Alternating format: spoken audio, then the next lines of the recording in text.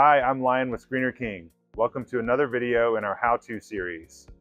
Today's video will be showing you how to install a clean ring assembly kit, which consists of a stainless steel perforated plate and nylon sliders.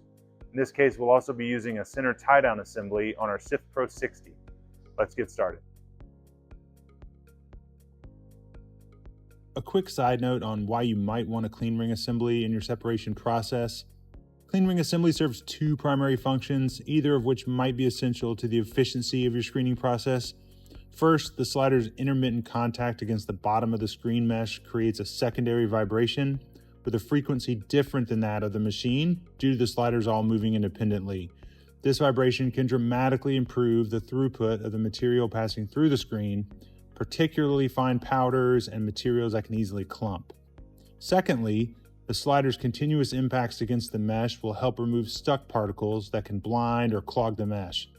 This is critical with a few types of applications like jagged or irregular shaped materials, solids removal from liquids, and slightly sticky materials that want to cling to the mesh.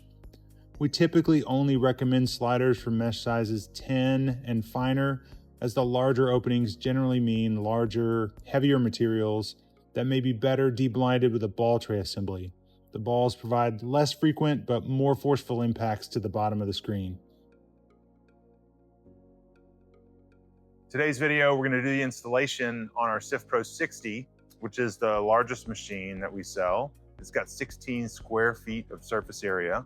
Because it's so large, the 16 gauge stainless steel plate needs to be supported in the middle. You can use any style of tie-down assembly. We're going to use our no tool assembly, and you'll need your nylon sliders. Okay, we've got our parts. The first thing we're going to do is get our center post ready to install. I've got a 5-inch center post here, which should be long enough but not too long. And I've got a jam nut ready for the bottom installation, and then I'm going to have 2 nuts ready for the support washer. I'm going to go ahead and have those pre-installed and get ready to go. Okay, so I am just going to thread this into that welded nut in the bottom of our frame. Just get it hand tight. I'm really just trying to find kind of the rough idea of where I want this nut to be, considering that I've got to add in a support washer and gasket. So I'm going to need to be a little bit lower than this, lower it down. That'll give me a rough idea of where to get started, and then I'll have to test fit the perforated plate a few times to find the right level.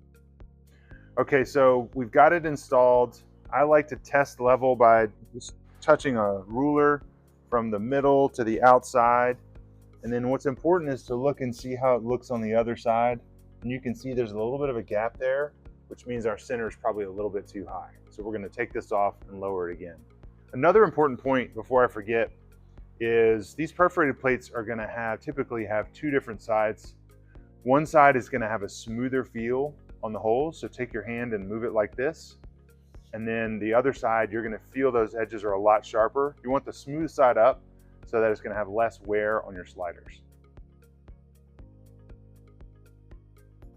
So it's important that we keep consistent spacing between the perforated plate and the screen above. That's what this center donut does. So we're just going to put that right there first.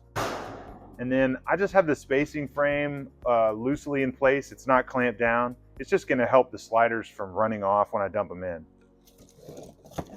So I'll take the sliders,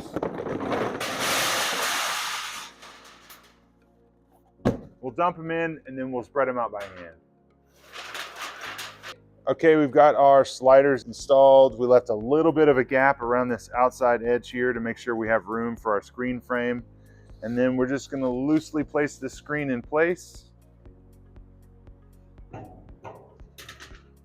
want to make sure it sits down around the outside completely, that it's not resting on the sliders anywhere on the edge. Okay, we look good there. Now we're going to hold off on installing that center tie-down top until after we install the spacing frame and the clamp ring. Okay, we've installed the spacing frame and the clamp ring and tightened that down, and now the only thing left to do is secure this with our toolless tie-down. Just get that nice and hand tight. Doesn't have to be too much. Perfect. I would recommend that you run your machine after doing the installation to make sure the sliders are moving as desired. Each slider should be able to move independently and the entire group will rotate clockwise slowly. You may want fewer of them if you want them to move faster, or more of them if you want more complete coverage on the screen. Okay, that completes our installation. We've test run it to make sure that the sliders are moving the way they're supposed to. When we're done with our screening process and we need to disassemble it and clean everything, just do everything in the reverse order.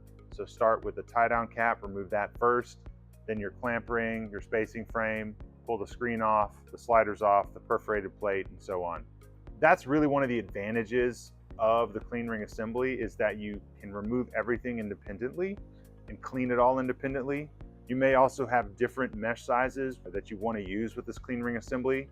You may wear out things at different levels. So you may wear out the screen first, but the sliders and the perforated plate are still good. The perforated plate should last years, a long time, as long as it's well taken care of. But the sliders will wear out over time, and the screens obviously will wear out over time as well. Another option I want to talk about is a sandwich screen. We'll show you that in just a second. So the sandwich screens are made with your sizing mesh on top. Then you've got the sliders in the middle. You can also add balls. And then you've got a carrier mesh on the bottom that's going to support everything. It's all one kit and caboodle. It's all one assembly. The mesh is either epoxied or welded to the frame, so it can't be removed easily. These can be a little bit more difficult to clean. You can imagine things getting stuck there in between the mesh and around these rings, but they're kind of the easy button for, having sliders as a deblinding option for your screen. It's definitely easier to assemble and add and get up and running. Things are going to wear out at different paces, so either the nylon sliders are going to wear out and have to be replaced, or the sizing mesh is going to wear out and have to be replaced. We can rescreen them if they're epoxy bonded by stripping off the epoxy and the top mesh and then replacing either the sliders or balls, both, and then obviously replacing the sizing mesh as well. This is going to be a little bit less costly than a perforated plate assembly and the screen, but it's probably going to have a little bit shorter of a lifespan. Okay, that completes our video for today.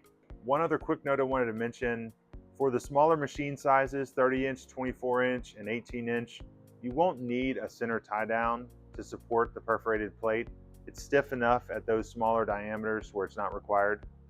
Everything that we used here in today's video is available. If you just click on the link in our description to go to our website. Feel free to call us if you have questions about your specific application and whether or not a clean ring assembly or sandwich screen or maybe even a ball tray frame is going to be suitable.